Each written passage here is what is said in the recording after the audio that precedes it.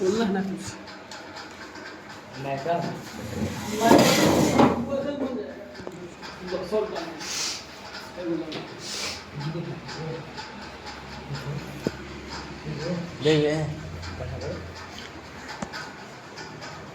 अपने YouTube channel time coaching bye Ajit sir में आप सभी का स्वागत है।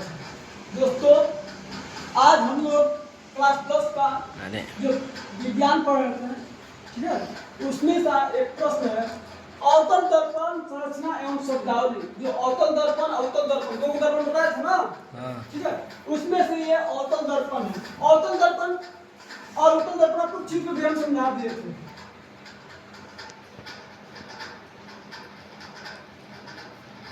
इसका प्रयोग भी हम लोग पढ़ लिए हैं, ठीक है। अब क्या है, अवतल दर्पण में अगर वक्रता केंद्र और फोकस, जो फोकस लाइट मारते हैं, ठीक है। अब ये देखिए क्या है, ये मुख्य अक्ष, ये वक्रता केंद्र, ये फोकस।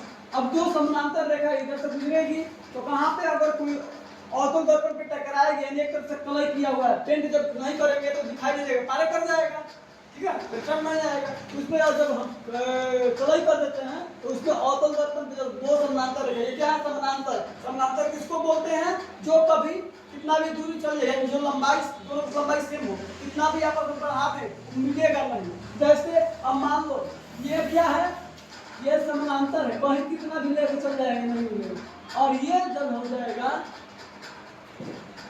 ये आपस में कहीं मिल जाएंगे, इधर उधर क्या हो जाएगा, एक बढ़ जाएगा ना, समानांतर नहीं है, ठीक है।